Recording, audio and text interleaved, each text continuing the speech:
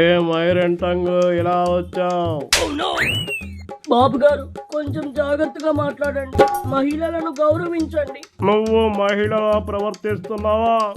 నీ నోరు డ్రైనేజీ కంపు కన్నా ఘోరం. చాలా నీచంగా మాట్లాడుతున్నారు మీరు.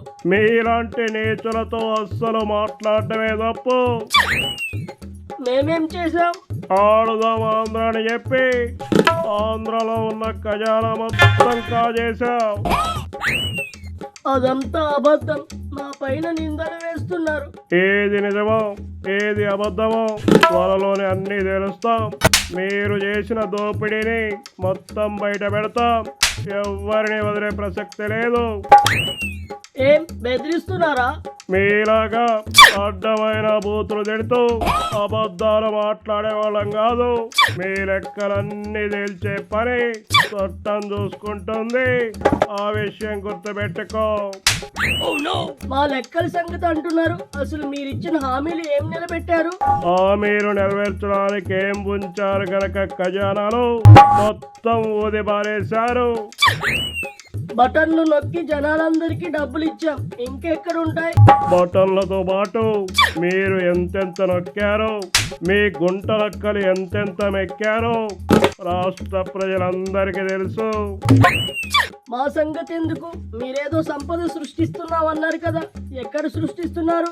ప్రజలకు ఇవ్వాల్సిన హామీలు ఇవ్వండి. ఆ విషయం మాకు తెలుసు. నువ్వు చెప్తే వినే పరిస్థితుల్లో నేను లేను. ఇప్పుడిప్పుడే రాష్ట్రాన్ని ఒక దారికి తీసుకొచ్చే ప్రయత్నం చేస్తున్నాను. ఒక్కొక్క హామీని అమలు చేసుకుంటూ వస్తున్నాను. అంత మాయ, చంద్రన్న పగ, చంద్రన్న దగ. హలో, పాపిష్టి పనులు చేసి రాష్ట్రాన్ని నాశనం చేసింది కాకుండా గాడిలో పెట్టి మమ్మల్ని నిందలేస్తున్నారు. సిగ్గుందా అని అడుగుతున్నా. మీరు ముందు హామీలు ఇచ్చి మాట్లాడండి. అసలు ఏం జరుగుతుంది ఇక్కడ? జలగన్న మోసం, జలగన్న కుట్ర, జలగన్న దోపిడీ, జలగన్న స్వార్థం. కరెక్ట్ గా మాట్లాడావు. Absolutely correct. బాగా చెప్పావు. నేను చెప్పాల్సిన మాటలను నువ్వే చెప్పావు. ఇన్నాళ్ళకి నీ టంగు నుండి వచ్చిన నిజమైన మాటలు ఇవన్నీ కరెక్టే. ఎస్, ఇదంతా జరగన్న మోసం. అయ్యో సారీ, మీ పేరు చెప్పబోయి మా జలగన్న పేరు చెప్పాను. పొరపాటు జరిగింది, కంగారులో ఏదో మాట్లాడేశాను.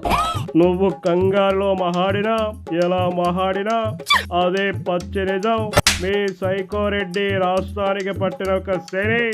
ఆ శనిని వదిలించే ప్రయత్నం చేస్తా ఉన్నాం.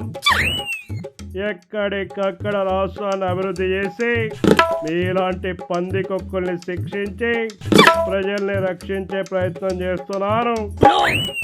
మా మీద కక్షపూరితంగా వ్యవహరిస్తున్నారు.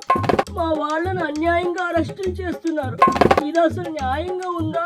న్యాయం గురించి మీ బూతి బ్యాచ్కి మాట్లాడే హక్కు లేదు. నోర్లున్నాయి కదా అని విచక్షణ రహితంగా మాట్లాడారు.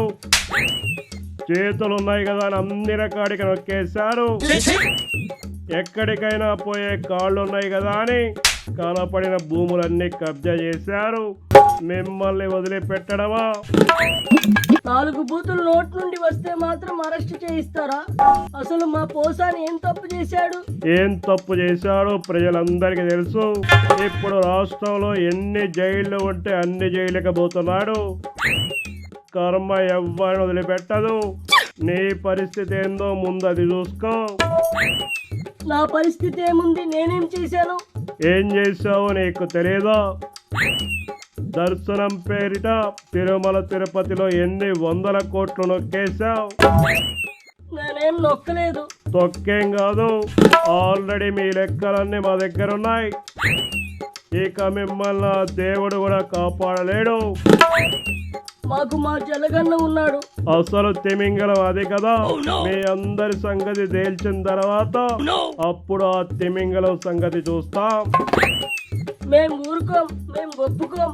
మా మీద దాడులు జరుగుతున్నాయని మేము ప్రజలకు తెలియజేస్తాం. మీకు అర్థం కాని విషయం ఏంటంటే మీరు ఇంకా ఎందుకు లేట్ చేస్తున్నారు? తప్పు చేసిన వాళ్ళని వరుస పెట్టి లోపలేయండి. ఎందుకు ఇంత కాలయాపన చేస్తున్నారని ప్రజలే మమ్మల్ని అడుగుతున్నారు. వాళ్ళే ఫాస్ట్ గా ఉన్నారు, మేమే జాగ్రత్తగా చూసుకొని ముందుకు పోతున్నాం. ఆ విషయం గుర్తుపెట్టుకో. అంటే అంటే అంటే ఏముంది, అన్యాయం అక్రమం చేసిన ప్రతి ఒక్కరూ ఊచలు లెక్క పెట్టాల్సిందే, చేసిన పాపానికి శిక్ష అనుభవించాల్సిందే. అనవసరంగా మైకుల ముందు నోర్లు తెరిచి మీరు ఇంకా ప్రజల దృష్టిలో చేరవడం తప్ప ఇంకోటి కాదు. చెప్పినంత వరకు చాలు. నీ ఐరన్ లెగ్ ఇక్కడ ఎక్కువసేపు ఉండడం మాకంత మంచిది కాదు. బయలుదేరు.